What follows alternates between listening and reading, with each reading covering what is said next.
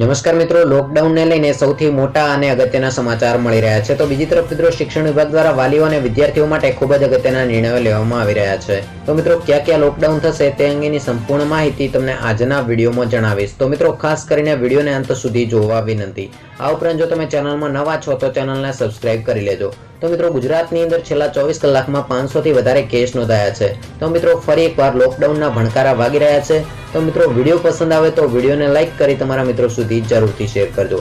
તો મિત્રો, કોરોનાના નવા 555 થી વધારે કેસ નોંધાયા છે. તો મિત્રો, 482 થી વધારે લોકો રિકવર થયા છે. અને મિત્રો, એક વ્યક્તિનું મૃત્યુ કોરોનાના કારણે થઈ ચૂક્યું છે. અને મિત્રો, અત્યાર સુધી 2,73,941 લોકો કોરોનાથી સંક્રમિત થયા છે. અને મિત્રો, 2,66,313 લોકો સાજા થયા છે. જ્યારે મિત્રો, 4,416 દર્દીના મૃત્યુ કોરોનાના કારણે થયા છે. આ ઉપરાંત મિત્રો, 312 દર્દીઓની સારવાર ચાલી રહી છે. તો મિત્રો, અત્યારે 3,212 દર્દીઓ સારવાર હેઠળ છે. તો મિત્રો, લોકડાઉનને લઈને મોટા અને અગત્યના સમાચાર મળી રહ્યા છે. તો મિત્રો, મુંબઈના થાણેમાં 100 હોટસ્પોટ વિસ્તારોમાં લોકડાઉન જાહેર કરવામાં આવ્યું છે. તો મિત્રો, મુંબઈના થાણેમાં 13મી માર્ચ સુધી લોકડાઉન જાહેર કરવામાં આવ્યું છે. આ ઉપરાંત મિત્રો, મહારાષ્ટ્રની અંદર કોરોનાનો રાફડો ફાટ્યો છે અને મહારાષ્ટ્રની અંદર કોરોનાના કેસ અચાનક વધી રહ્યા છે.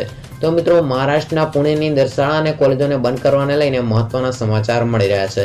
તો મિત્રો, મહારાષ્ટ્રની અંદર અચાનક કોરોના કેસમાં ઉછાળો હોવાના કારણે શાળા અને કોલેજોને 14મી માર્ચ સુધી બંધ કરી દેવામાં આવી છે. તો મિત્રો, થાણેની અંદર લોકડાઉન કરવામાં આવે છે. તો મિત્રો, અત્યારે મુંબઈનો થાણે વિસ્તાર એ સૌથી વધુ અસરગ્રસ્ત વિસ્તાર છે. તો મિત્રો, ગુજરાતના મહાનગરોની અંદર રાત્રિ કર્ફ્યુ લંબાવવામાં આવી રહ્યું છે. તો મિત્રો, ગુજરાતની અંદર સુરતની એક શાળાની અંદર વિદ્યાર્થીઓ કોરોના પોઝિટિવ આવી રહ્યા છે. જેના કારણે મિત્રો, સુરતની શાળાને એક સપ્તાહ માટે બંધ કરી દેવામાં આવી છે. આ ઉપરાંત મિત્રો, શિક્ષણ વિભાગ તેમજ આરોગ્ય કમિશનર દ્વારા પણ મહત્વના નિર્ણયો લેવામાં આવી રહ્યા છે.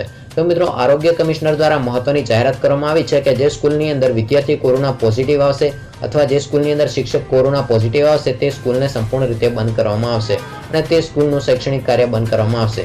આ ઉપરાંત મિત્રો, રાજકોટની એક મેડિકલ કોલેજના 10 જેટલા વિદ્યાર્થીઓ કોરોના પોઝિટિવ આવ્યા હતા, જેના કારણે મિત્રો શૈક્ષણિક કાર્ય બંધ કરવાની ફરજ પડી હતી.